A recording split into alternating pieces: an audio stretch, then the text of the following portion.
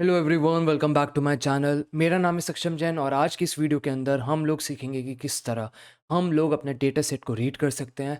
साथ ही साथ हम लोग जो भी डेटा फ्रेम जनरेट करते हैं उसको टेक्स्ट फाइल में कैसे लिख सकते हैं। तो बिना किसी देरी के चलिए स्टार्ट करते हैं।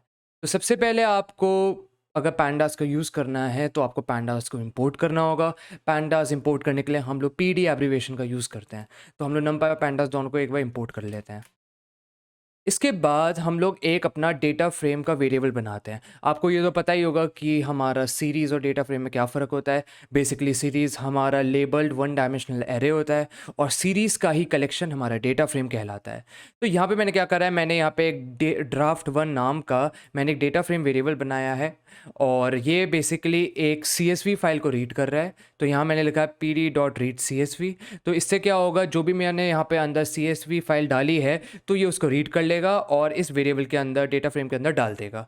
अब ये जो मेरी फाइल है, बेसिकली CSV होता क्या है, तो CSV होता है हमारा कॉमा सेपरेटेड वेरिएबल फाइल। तो यहाँ पे मैंने यहाँ पे ये वाली फाइल डाली है पहली, example1.csv। इसे आप क्लिक करोगे और रॉ पे क्लिक करोगे गिटहब पे, मैं लिंक आपको डिस्क्रिप्शन में दे दूंगा। तो आप देख सकते हो यहाँ पे जो भी मेरा डेटा है वो कॉमा से सेपरेटेड है। तो इसलिए इसको हम लोग बोलते हैं CSV यानी कि कॉमा सेपरेटेड वेरिएबल। अब मैंने क्या करा है, इसी रॉ फाइल का यहाँ वाला जो लिंक है मैंने यहाँ पे पास कर दिया है अपना pd.esv के आर्ग्यूमेंट के अंदर। अब इससे क्या होगा, जो मेरा ये वाली फाइल है वो मेरे इसके अंदर डेटा फ्रेम के अंदर आ जाएगी और उसके बाद मैं इसको जब रन करूँगा, हेड वाला आपको पता ही होगा हेड क्या करता है। मेरे डेटा अगर मैंने डाला है हेड के अंदर 4 तो बेसिकली मेरे डेटा फ्रेम की जो टॉप की 4 वैल्यू है उनको ये शो कर देता है। अब मैं इसको रन करूँगा तो आप देख सकते हो मेरा डेटा फ्रेम यहाँ पे शो हो गया है। अब आपको यहाँ दिख रहा होगा कि बेसिकली मेरे यहाँ पे तो कोई हेडर या रो मतलब कॉलम या रो फाइल का जो नाम है वो सब तो कुछ गिवन ही नहीं है, सारा डेटा है। तो यहाँ पे ये मेरा नेमिंग कैसे हो गई, इंडेक्सिंग कैसे हो गई, तो इसको हम लोग बाद में हटाना सीखेंगे। बेसिकली ये हेडर है, हम बाद में देखेंगे कि ये यहाँ पे ABCD यहाँ क्यों आ रहा है, इन सब के साथ क्यों नहीं लिखा आ रहा है। अब सपोज़ मैंने अब कोई नया डेटा फ़ाइल दिया, यहाँ पे मैंने अब एग्ज़ाम्पल मैंने कोई और एग्ज़ाम्पल फ़ाइल ली है test.tsv। बेसिकली TSV होता है मेरा टैब सेपरेटेड वेरिएबल फ़ाइल। तो अब मैं पहले इस लिंक को अगर कॉपी करूँ तो आपको बिल्कुल टेंशन नहीं लेनी है, सारे लिंक आपको मैं डिस्क्रिप्शन में दे दूँगा। तो अगर इस लिंक को मैं कॉपी करूँ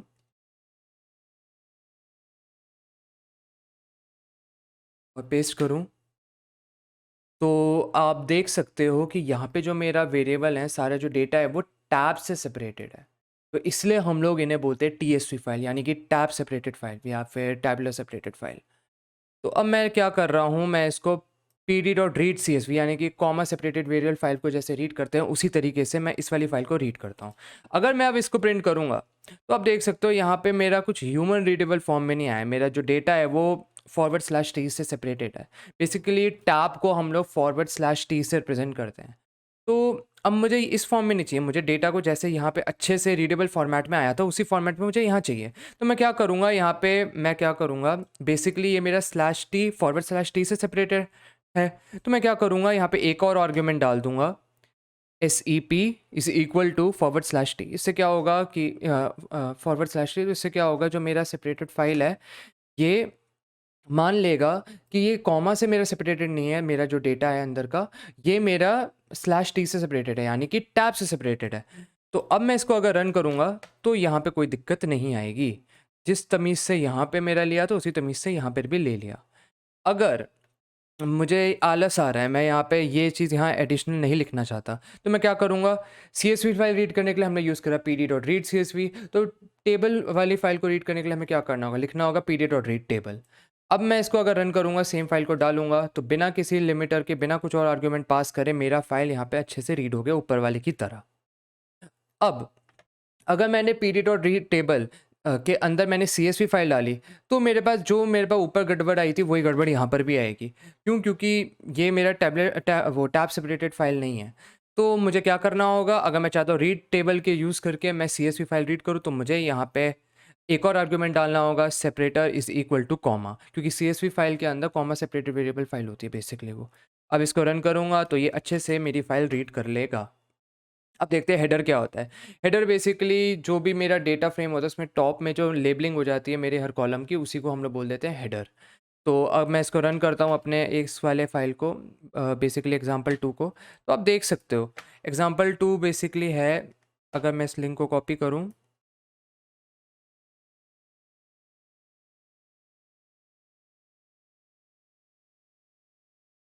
और इसे अब रन करूँ, तो आप देख सकते हो यहाँ पे बेसिकली मेरा कोई, मैंने कॉलम का नाम दिया नहीं, यहाँ पे कोई भी हेडर नहीं है। लेकिन यहाँ पे मेरा हेडर आ गया है। वो इसलिए क्योंकि बाय डिफ़ॉल्ट ये अज़्यूम करके रखता है कि जो पहली रो होती है वो मेरी हेडर रो होती है।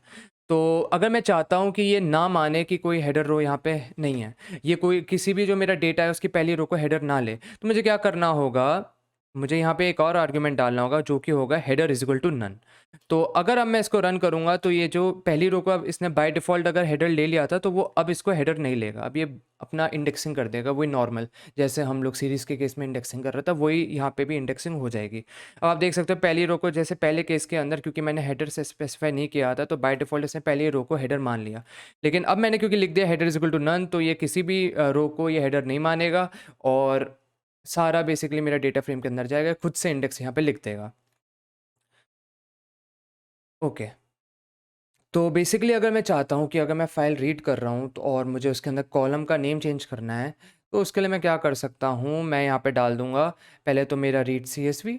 मैंने अपना जो भी मेरा फ़ाइल, मुझे लिंक डाल दिया मैंने अपने फ़ाइल का। उसके बाद मैंने क्या करा है, यहाँ पे मैंने एक नेम्स नाम का वेरिएबल डाल डाल दिया, उसके अंदर मैंने हर एक कॉलम का नाम लिख दिया। आप देख सकते हो मैंने रैंडम कुछ भी यहाँ नाम लिख दिया है। अब मैं इसको अगर रन करूँगा, तो आप देख सकते हो कि अब अगर मैं इसको प्रिंट करूँ अपने डेटा फ्रेम को,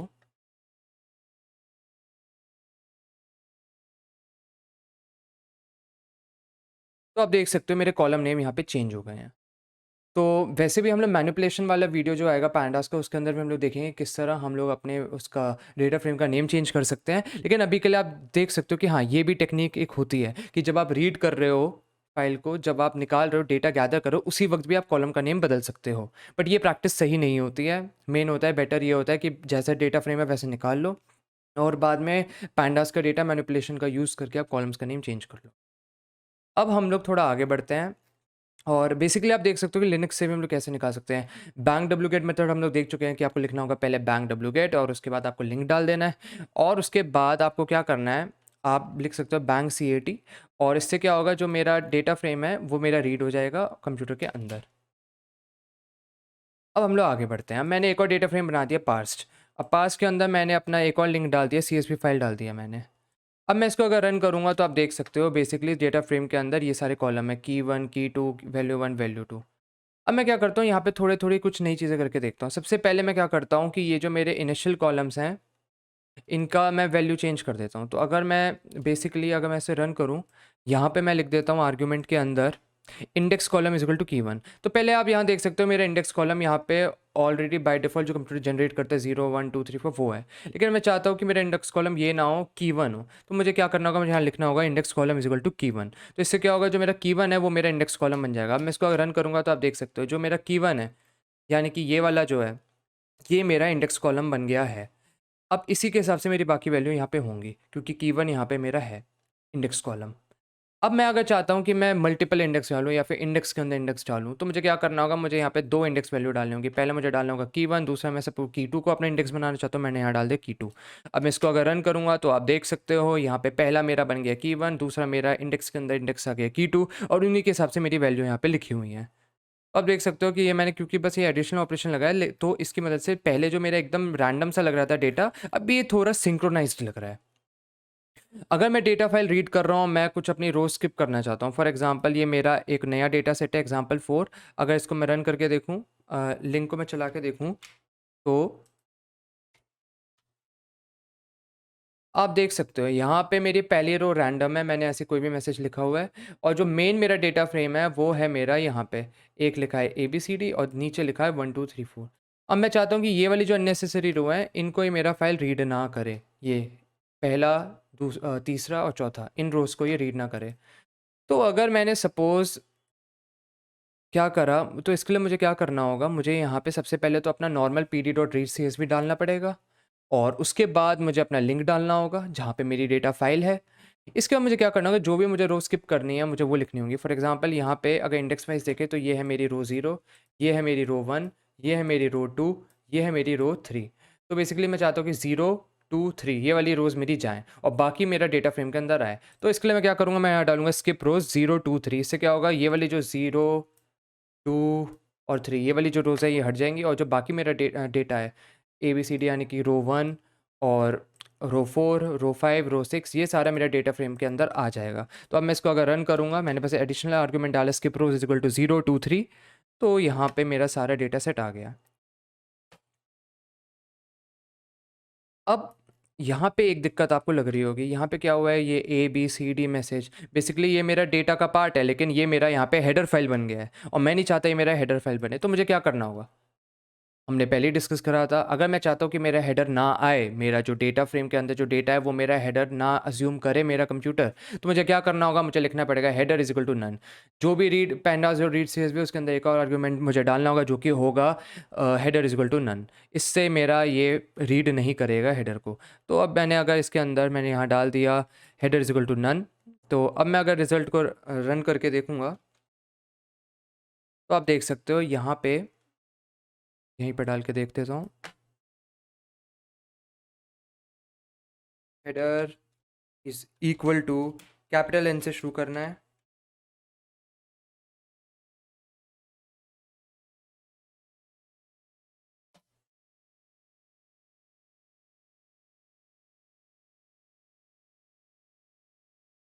तो आप देख सकते हो यहाँ पे जो मेरा ABCD मैसेज, ये जो पहले मेरा हेडर में आ रहा था अब ये हेडर में नहीं है, और इंडेक्सिंग इसकी बाय डिफ़ॉल्ट मेरा पाइथन ने खुद कर दिया है, पैंडास ने खुद कर दिया है। अब मैं क्या कर रहा हूँ, मैंने एक नया फाइल ले लिया है और इसके अंदर सपोज़ मुझे देखना है कि नल वैल्यूज़ कौन कौन सी हैं। एक और मेरी फ़ाइल आप देख सकते हो एग्जाम्पल फाइल पे, आप मेरा जो डिस्क्रिप्शन है वहाँ से जाके देख सकते हो। तो अब उसके अंदर क्या है, मुझे चेक करनी है कि कौन कौन सी मेरी वैल्यू उसमें नल है। नल मतलब कि खाली कॉलम है। तो अगर मैं पहले इस लिंक को जाके देखूं कि मेरी एग्जांपल फाइल दिखती कैसे है, और अगर मैं इसको खोल के देखूं तो आप देख सकते हो यहाँ पे कहीं कुछ जगहों पे मैंने NA लिखा हुआ है या फिर नहीं कि वैल्यू मिसिंग है। यहाँ पे जैसे वैल्यू मिसिंग है इस जगह पे, एक यहाँ पे वैल्यू मिसिंग है बेसिकली। तो यहाँ पे कुछ कुछ जगहों पे वैल्यू मिसिंग है, आप देख सकते हो ये कितना बड़ा है, यहाँ पे कम है। तो उसके लिए मैंने क्या कर दिया, मैंने यहाँ पे डाल दिया चेक करने के लिए कौन सी मेरी रोज़ मिसिंग है, मैंने डाल दिया pandas dot is null result. इससे चेक करके देगा कि कौन कौन सी रो खाली है, और जहाँ पे भी रो खाली होगा वहाँ पे मुझे नल रिटर्न करके दे देगा। अब इसको मैं रन करूँगा तो आप देख सकते हो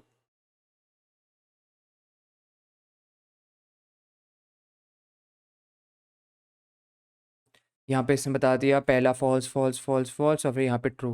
बेसिकली यहाँ पे एक ट्रू दिया है, यहाँ पे एक ट्रू दिया है। इसका मतलब कि इस पोजीशन पे यानी कि सेकेंड रो का जो सिक्स्थ कॉलम है, मैं इसको सिक्स इसलिए रीड कर रहा हूँ, मैं ज़ीरो नहीं मान के चल रहा हूँ।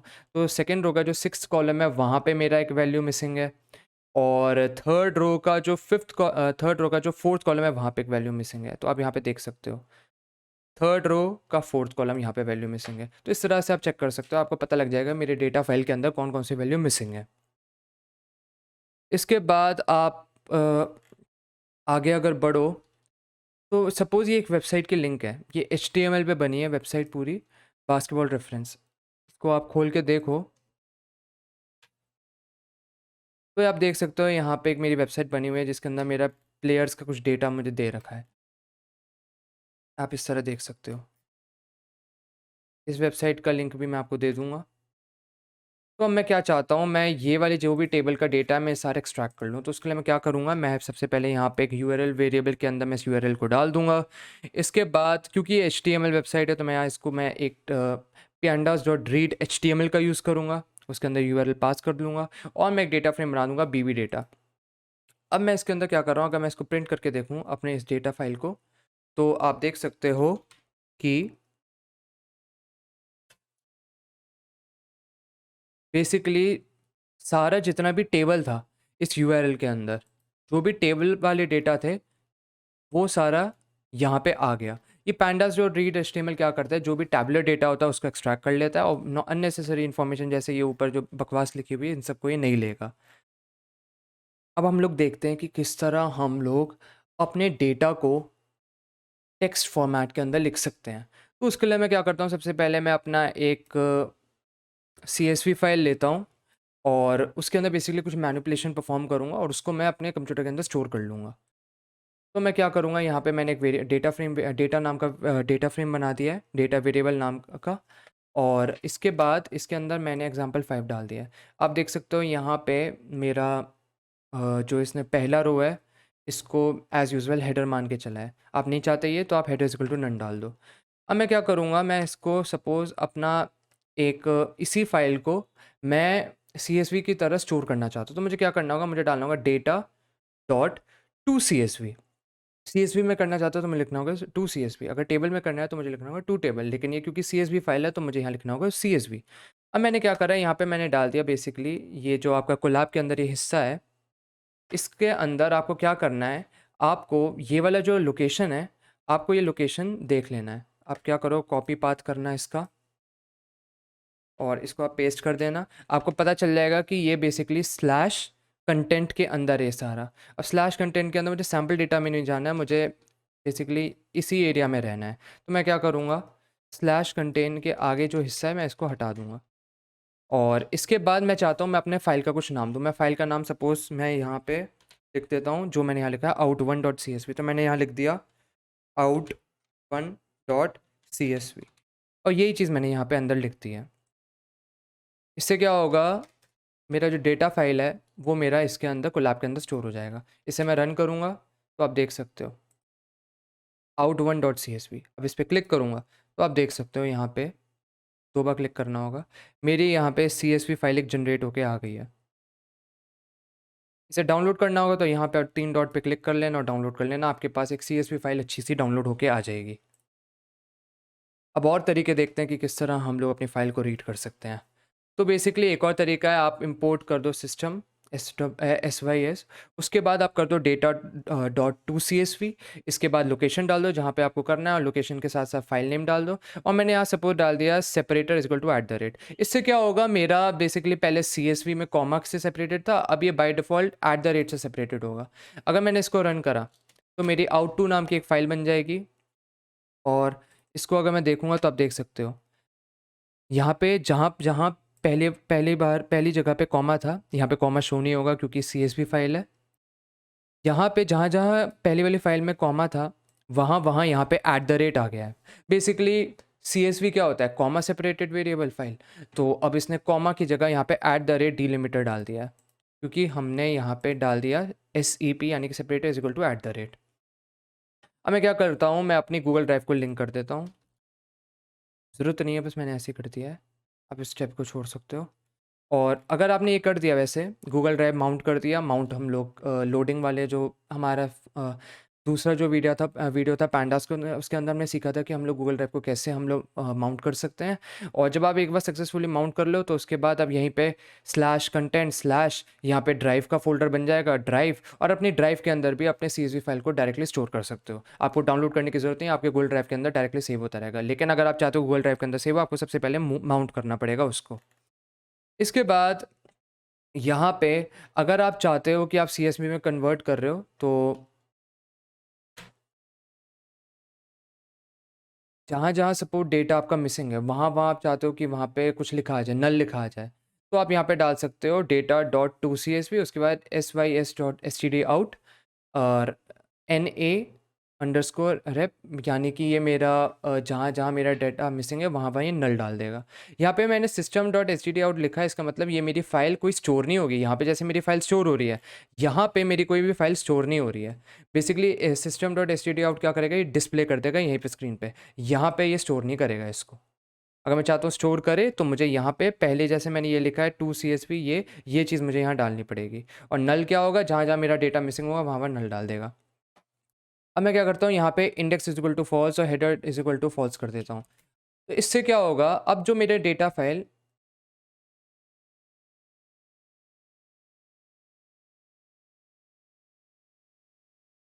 अब इससे क्या होगा, header is equal to false और index is equal to false. तो अब मैं अगर इसको देखूंगा आउटपुट 3 को, तो आप देख सकते हो पहले इसने क्या करा था, इसने पहले हेडर मान के चला था। अब मैंने हेडर को फॉल्स कर दिया है और इंडेक्स भी यहाँ पे चला गया है। अगर मैं आउटपुट 1 को देखूँ तो यहाँ पे मेरे पास इंडेक्स है और यहाँ पे मैंने index is equal to false कर दिया। इससे क्या हुआ, मेरा यहाँ पे इंडेक्स मेरा चला गया।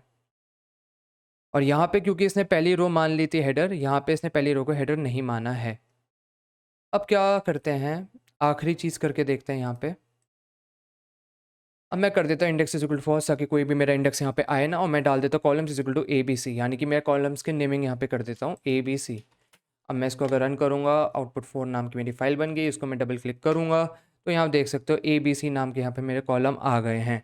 इससे पहले कहीं भी मेरा ए बी सी वगैरह नहीं आया था। क्यों? क्योंकि मैंने ए बी सी वगैरह कुछ मैंने डिफाइन करा ही नहीं था कॉलम। इसने बाय डिफ़ॉल्ट पहली रो को कॉलम मान लिया, और अगर बाय डिफ़ॉल्ट पहली रो को कॉलम नहीं माना तो इसने 1 2 3 4 ये सब चीज़ें डाल दी। तो ये हमारे तरीके हैं कि किस तरह हम लोग तमीज़ से हम लोग फ़ाइल को रीड कर सकते हैं, डेटा सेट को रीड कर सकते हैं, सीएसवी, टीएसवी फ़ाइल कुछ भी अगर फ़ाइल है उसको कैसे रीड कर सकते हैं। और हेडर वेडर का भी हम लोग गेम समझ गए कि आखिर हेडर होता क्या है। कई लोगों को इसमें दिक्कत आती है कि समझ नहीं पाते हेडर होता क्या है। और इसके बाद हमने ये भी देख लिया किस तरह हम लोग अपनी फ़ाइल को हम लोग लिख सकते हैं, और अपना कोई भी डेटा फ्रेम है उसको हम लोग सीएसवी की फ़ॉर्म में स्टोर कर सकते हैं। और ये भी देख लिया कि ड्राइव के अंदर कैसे लिख सकते हैं। अब आपको अब चाहते हो कि आप इसे डाउनलोड करो तो क्या करना है, बस आपको 3 डॉट पे क्लिक करना है और उसके बाद डाउनलोड पे क्लिक करना है। आपके डाउनलोड फ़ोल्डर के अंदर ये आ जाएगा ऑटोमैटिकली। यहाँ लिखा आ गया, आप डाउनलोड कर लो। तो आज की वीडियो में इतना ही। अगली वीडियो के अंदर हम लोग सारा देखेंगे जितना बेसिक्स आपको मैनिपुलेशन के बारे में पता होना चाहिए। मैनिपुलेशन हम लोग बहुत एडवांस में कवर नहीं करेंगे।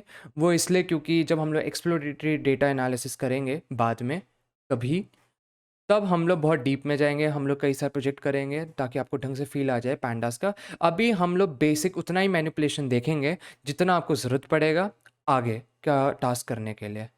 लीनियर रिग्रेशन, लॉजिस्टिक रिग्रेशन, ये सारी चीज़ें करने में। तो आज की वीडियो में इतना ही, अगली वीडियो में मिलते हैं। Bye bye.